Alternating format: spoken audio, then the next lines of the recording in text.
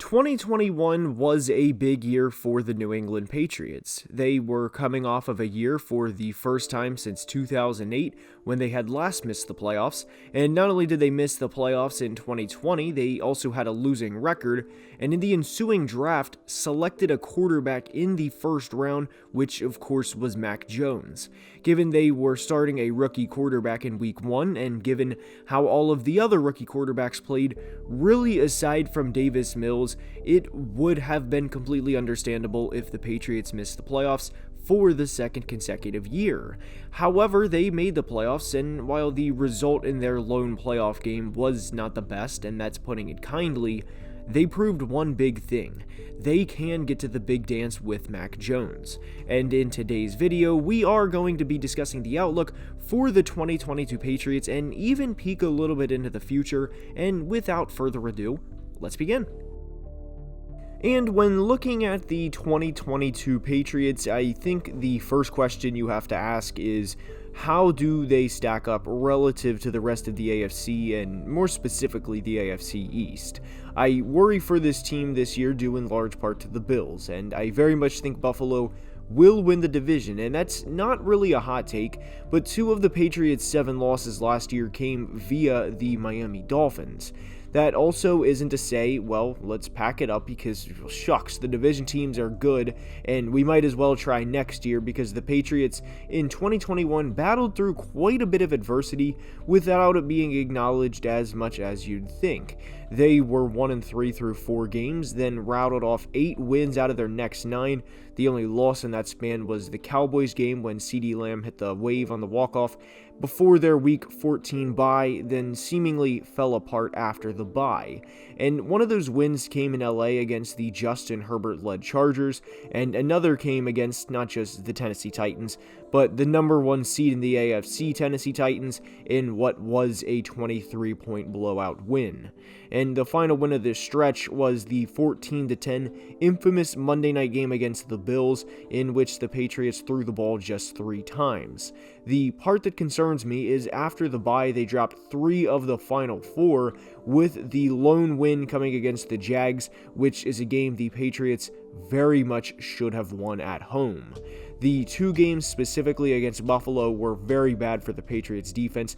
This is of course after the 14-10 win, and especially in that playoff loss when Josh Allen carved them up as he completed over 80% of his passes, threw for over 300 yards and 5 touchdowns. Buffalo did not have a drive that game that did not end in a touchdown.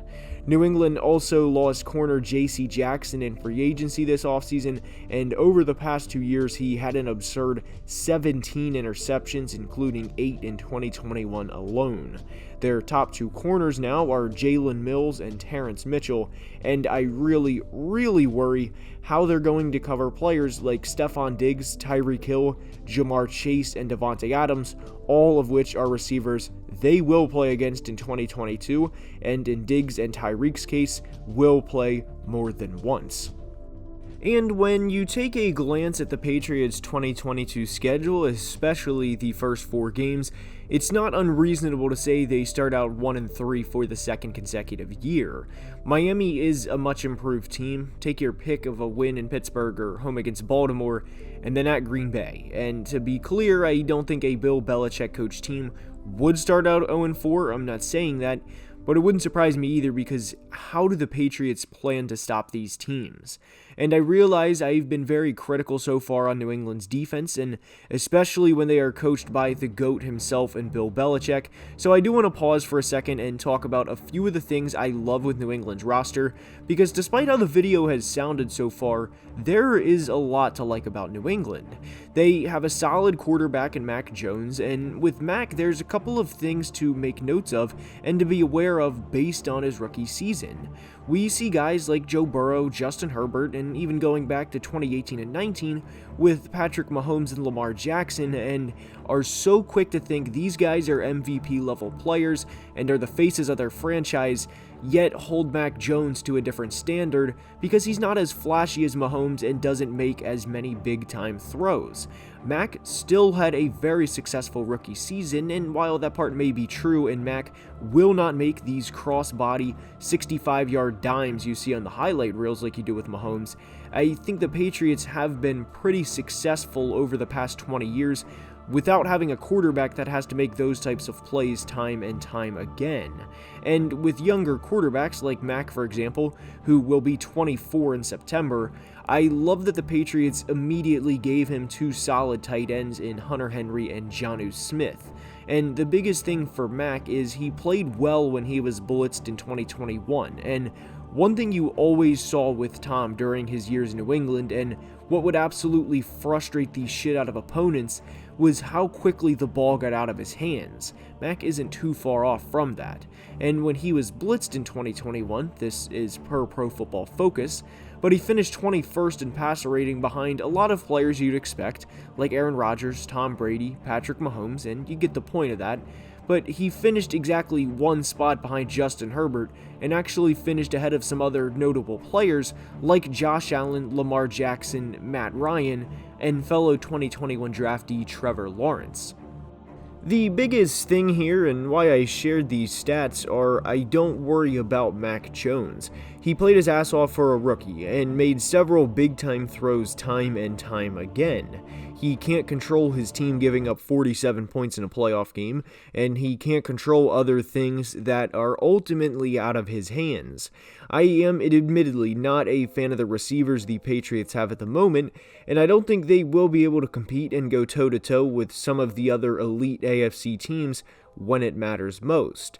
Could the Patriots make the playoffs this year? Yes, absolutely. That's not out of the question, but for any Patriots fans thinking they're going to go back on top, and I can't imagine there's many that think that, especially with how last season ended, I personally don't see a reality where this team this year would be able to go into a Cincinnati, Kansas City, or Buffalo in back-to-back-to-back weeks and win all three games.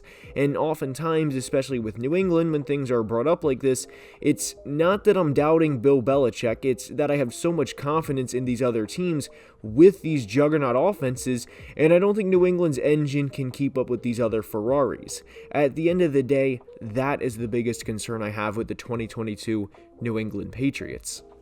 We glanced at the first 4 games of their schedule for the upcoming season earlier in the video, but I want to specifically look at the games after the bye this year for New England, because remember, this is where they especially struggled last year.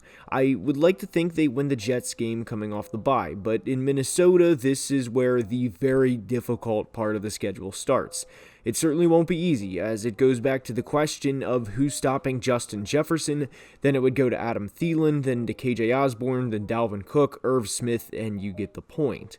Out of the remaining 6 games, 5 are against playoff teams, and the only game that is not against a playoff team is the Dolphins, a team that, as we mentioned earlier, swept the Patriots in 2021. And with this brutal stretch to end this season that at a point includes back-to-back trips at Arizona, then at Las Vegas, I think this will effectively knock the Patriots out of the playoff picture. They have one of the best interior offensive linemen in football in Michael Onwenu, and Matthew Judon is now a 3-time Pro Bowler and had the best year of his career in New England in 2021, and this goes back to the point earlier where I like a lot of the pieces New England has, but I don't think it's enough to beat some of these other great dominant AFC teams. New England isn't going to roll over against any of these teams, obviously, but at some point I question when Bill Belichick will decide to hang the cleats up or hang the headset up, as he is 70 years old, and the question I would ask is New England going to let him attempt a retool of the roster? Because it's not a true rebuild. This is a team that ultimately made the playoffs last year, the same way Pete Carroll is doing in Seattle, and the situation is much different, but the age in question applies. I realize this hasn't been the most positive outlook video for a team we've done in this series, but Patriots fans of all 32 NFL teams know this best. Only one team can win a championship at the end of each season. And when factoring in everything, I'd be extremely surprised if it was New England in 2022. I'd love to see them draft Mac Jones, a true number 1 receiver next year, and I can't wait to see the strides he makes in 2022, but I do believe this is an 8-9 win team this year that will be on the outside of the playoffs looking in. I absolutely love Mac and can't wait to see what his future holds. And that's all I have for today's video. video. I hope you enjoyed. If you did, now is the time I ask you to please leave a like and subscribe to the channel, as it would not only mean the world, but help with the YouTube algorithm. Please also join the Discord. The link is in the description, and until next time, please be safe and have a great day. Love you guys.